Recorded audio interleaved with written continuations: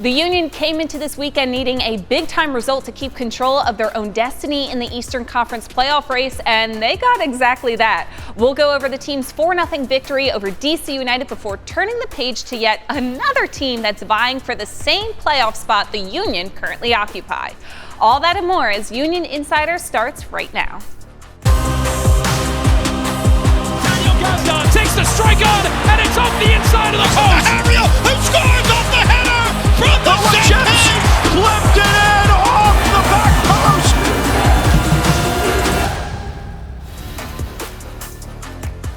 Hey everyone, and welcome back to another edition of Union Insider presented by Independence Blue Cross. I'm your host, Marisa. Today I'm joined with Sebastian Latou and Sheanon Williams, familiar faces around here. Guys, it was a really big week for the Union. How are you feeling? Feeling fantastic. 6 points out of 6. You know, you can have a better last week and hopefully another good one this weekend. Yeah. The difference a week makes. We're feeling high and ready to go for the rest of the season, and we definitely didn't feel that way a week ago after that Miami game. No, that is fair to say. So after a big result on Wednesday in New York City, the Union entered the weekend in 9th place in the Eastern Conference. That put them in the play-in game with a chance to make the Eastern Conference playoffs. But a big matchup awaited them on Sunday after everyone else in the league had played. It was a home tilt against rival DC United, who was tied with them in points for that 9th seeded spot. In a match where the Union needed to step up, they did exactly that. Here's how it all went down at Subaru Park. Let's take confidence in the fact that we have the full group back now, and take confidence in the fact that our last performances have been very good. They're going to make the game ugly. From minute one, they want to fight. We have to have patience, right? Be disciplined. I've said it to you guys last game. How bad do we want to be in the playoffs? With confidence now, step on the field like we believe in each other, fight for every inch, and get 3 points. Let's go. 1, 2, 3. From Subaru Park in Chester, Pennsylvania, the Philadelphia Union tussle with DC United in a Sunday night matchup with playoff implications on the line. Start of a 2-game homestand, the Union hosting DC and Atlanta next week as Click rolls it all the way back, and we are underway from Subaru Park. Bursting into the left of Andre, cuts it back on his left, hands McGlynn, plays it back for Click, fires the shot, saved by Blake, diving to his right, brick wall Blake, alive early in the 11th minute. Here's Sullivan evading 2, walking in, Sullivan with the chest cross, easy tap into who scores! He scores in 4 straight games for the first time in his Union career. Waits on Harriel, whips it across behind the green, looking for Maribo. Instead, Gosnock, he scores! The Union out another in a span of less than 2 minutes, and Subaru Park is in a frenzy. Philadelphia attacking up that right-hand side. They made DC United pay time and time again.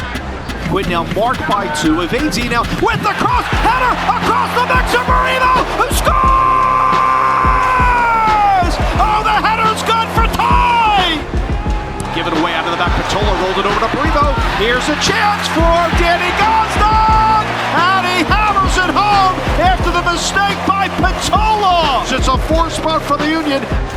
Philadelphia Union back at home, needed to continue their form well, dominating performance.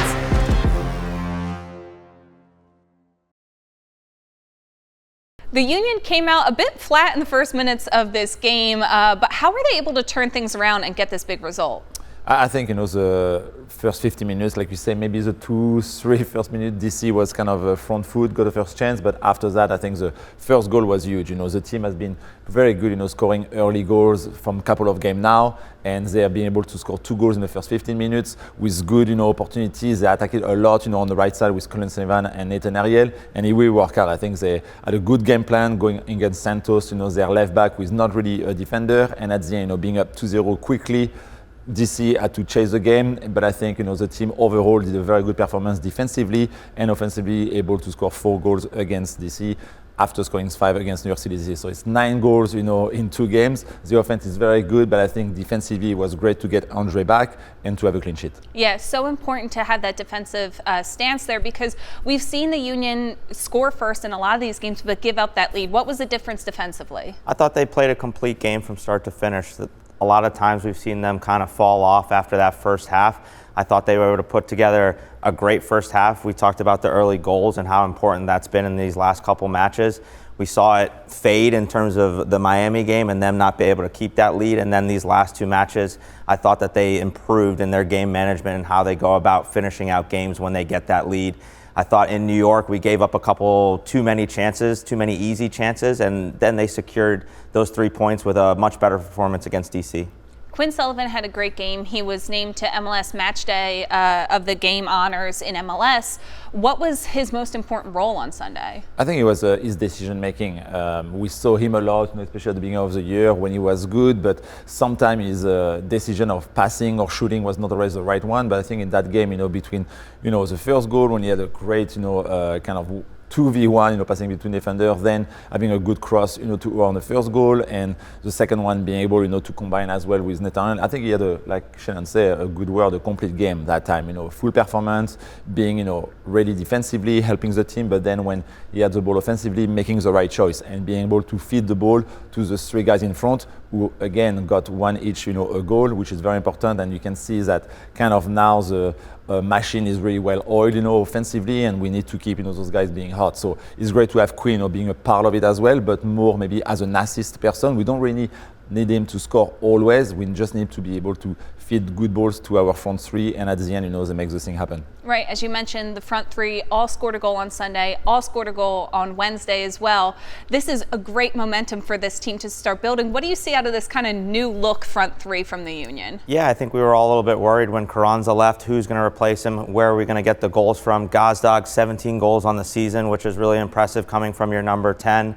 And then Ua and Baribo following up behind it. I would be hard-pressed to find a better front three that's clicking like the Union are right now. Sheanon, there is plenty to choose from in this game, but we're going to break down Daniel Gazdag's first goal for you in this week's Key Play of the Week presented by Subaru. Well, we're not, but Seba is. He's over at the monitor. Seba, what do you got? Thank you very much, Marisa. So yes, the second goal I think is very important for me because it's the strength of the Union. Every time we have Nathan Ariel or Kai Wagner involved offensively, a lot of good things happen for the Union. And on this one, you can see it's Nathan Ariel getting the ball on the right side, being high up after scoring the first goal a couple of minutes earlier. He found a great combination between Sullivan, keep his run, make a good cross, to the box, and then you can see on the touch of McVeigh, and it's something the Union have been very good in the past games, the reaction from the forward, the reaction from midfielder, and this time is Daniel Gazdag react much quicker than Ina, the midfielder of DC United, steals the ball, doesn't ask any question, great first touch into his path, and a powerful shot across his body to score the second goal. But I love the movement from Ura to the near post, Baribo, going underneath, and at the end, our number 10, Gazdag being on fire, stealing the ball from the DC United midfielder, slipping from the rebound of McVeigh, and you can see the aggressiveness from Gazdag, really not thinking twice about what he wants to do, take an aggressive first touch in the box, and have a great finish, with his laces, powerful to the far post. But he started with a great combination between Sullivan and Ariel on the right side, getting the pocket for Sullivan right here, getting the ball, passing Ariel, helping the team with some good crosses. First, let's say defensive play from DC could have been better, but we are here to react, win the ball, and Gazdag at the end do the rest and give the lead 2-0 for the team to bring them up after 15 minutes in this game. We're ready to take a break on Union Insider, but first, here's our Union trivia question presented by United Concordia. Who is the only Union defender to score double-digit goals for the club across all competitions? Find out the answer later in the show. Welcome back to Union Insider presented by Independence Blue Cross. While we've talked a lot about the Union's quest to the 2024 postseason, they're not the only ones with playoff aspirations. Union 2 is right there on the cusp of another playoff berth during what has been a great season for them. They went into Monday's matchup versus NYCFC 2, needing a win to not only clinch a playoff spot, but to clinch their first home playoff game in their history. For more on their quest to the playoffs and hopefully more, here's Sage Hurley on this week's Union Roundup presented by Green Mountain Energy.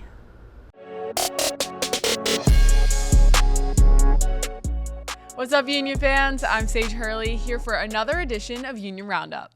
Big things are happening at the club's campus in Chester. Less than 24 hours after the first team put on that dominant 4-0 performance, Union 2, the MLS Next Pro side, claimed an impressive win of their own, defeating New York City FC 2 in a 4-3 barn burner at Subaru Park.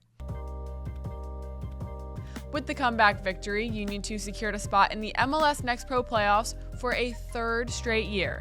And to make it even sweeter, the win over their Eastern Conference rival clinched a home playoff match for the very first time in club history. Yeah, I think it's really significant. And I think it's really significant when you say we've probably been the youngest team in this league over the last 3 years too, and certainly this year.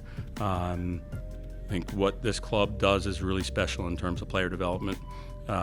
We give our guys an opportunity to go out and to fail, to make mistakes, and to get better, and we don't let the results cloud the decisions. And I think it takes a special group of guys to believe that they can be teenagers and go out there and compete with 28, 20, 25, 24-year-old opponents like they did tonight.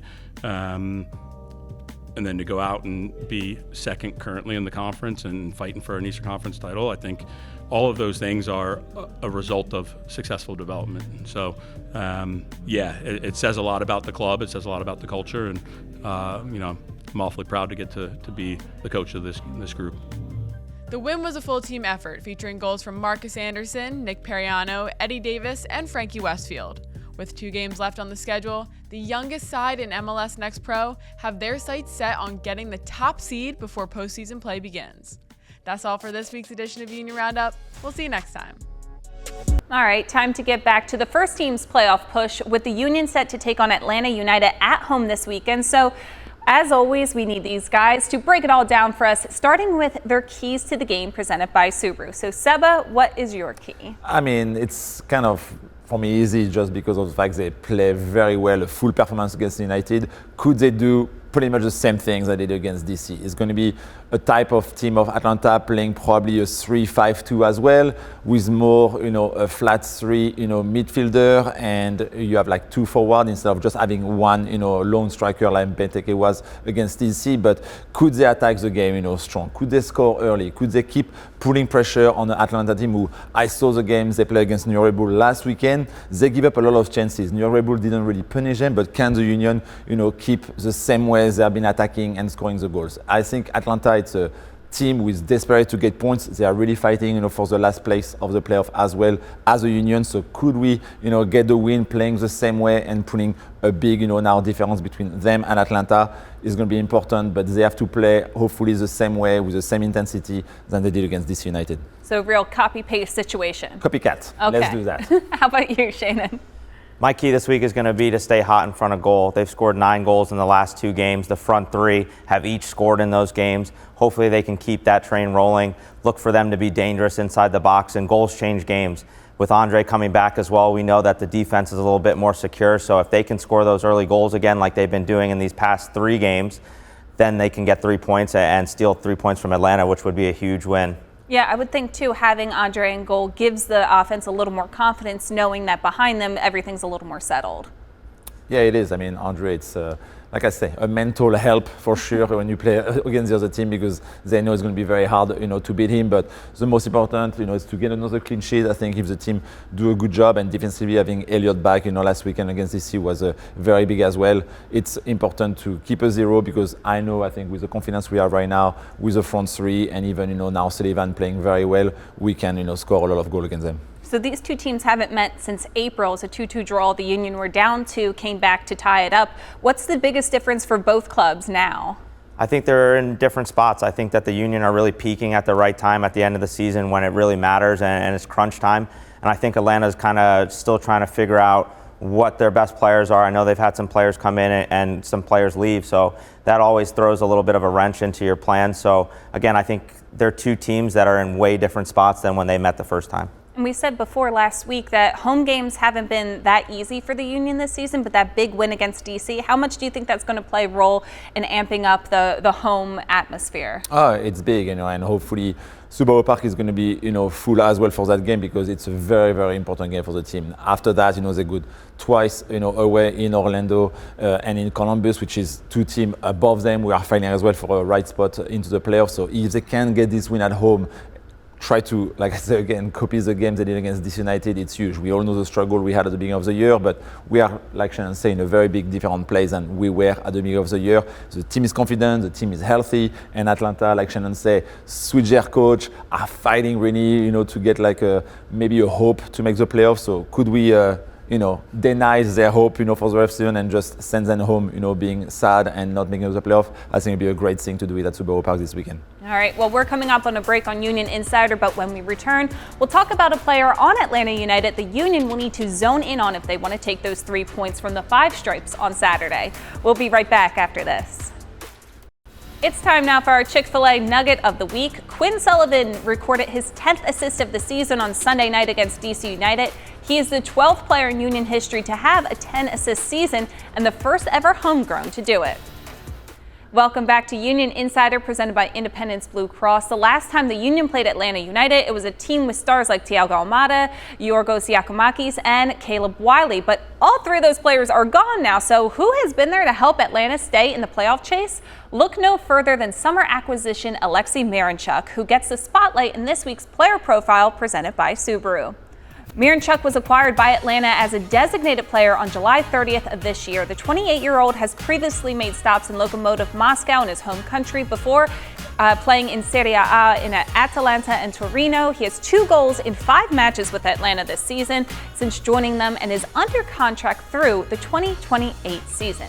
So, as we said, there's been a lot of talent leaving Atlanta, but talent coming in as well. What kind of weapons does he provide? I think he's more a center midfielder with a bit box to box. He's the person they're going to try to find into his feet and try to connect then, to the forward. I think Atlanta are going to probably have a tactic of try to go in counter attack. So they're going to try to find him to then, run the attack for them. But he's a, tall player, strong. He has a good technique, a good left foot. So we need to put a good pressure on him, not being the guy, the ball go through, because even if he just arrived since now, the end of July, he still have, already 2 goals for the team. He knows that he can, really connect with his front 2. And at the end of the day, if we can put a good pressure, especially I think with Flack, who's going to be more in his zone, it'll be a good thing and a good sign for the Union. Sheanon, how has Atlanta's attack changed with the talent that has left and now Miranchuk stepping in? Yeah, obviously with Giacomakis, they had a big target up top that they no longer have. And then obviously Almeida, the World Cup winner, brought so much skill and talent to the group and could find his way out of some tricky situations. And the Union even saw him score some wonder goals against them. So nice that those players are out. I think Miranchuk kind of is similar to Gazdag in the way that he finds himself into the box. Already 2 goals in 5 games, so definitely somebody that's making those deeper runs from midfield into the box, and sometimes those runs are hard to track, so they need to do a good job of making sure that either they're 6 or them passing them on, that somebody picks them up when they get into the box so that they're not getting dangerous chances through their biggest weapon at this point right now. Well, it's time to get caught up with some more MLS action with Around the League presented by Torque.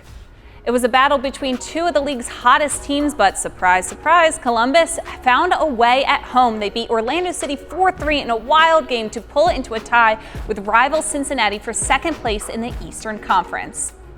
And after coming off a 5-1 loss to the Union, NYCFC played host to Lionel Messi and Inter Miami. After Leo Campagna scored to give Miami the lead, it was NYCFC who responded at the death of the game with this James Sands goal as they stun Miami and draw 1-1 with the Supporters Shield leaders.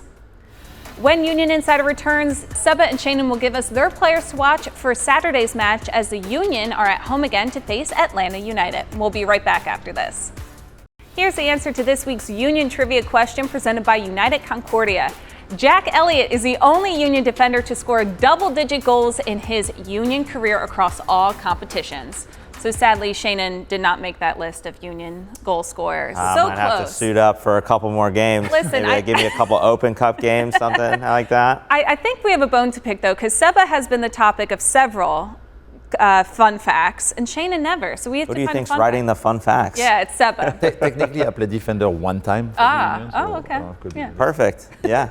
Could be Well, number 2. If you made it this far, this is Union Insider presented by Independence Blue Cross. We're here to wrap things up on this episode, but to do so, we need our all-state players to watch. So Seba, who do you have your eye on as Atlanta comes to town? I'm going with Daniel Gazdag. I think he's been scoring 2 goals against DC United at home. It's not really a player like we see much sometimes, on the field, but he's always at the right spot at the right time. Finding those pockets to help, the front two in front of him, combine with them and be here, for the rebound. And he's always very smart to choose the space the two in front are not playing. And he finished a lot inside the box. That's what you want to see. So I'm looking forward to see, Daniel do another great game against Atlanta, be on the score sheet. And it's been a long time. We didn't get any PKs. So why not? Why not one little PK for Daniel Gazdag to give the lead to the team and be on the score sheet? Yeah, just one little PK. That's all it's we're been a long time. for. We didn't really call any PK for the We were sick of them at one point. Now we can't get enough. Sheanon, how about you?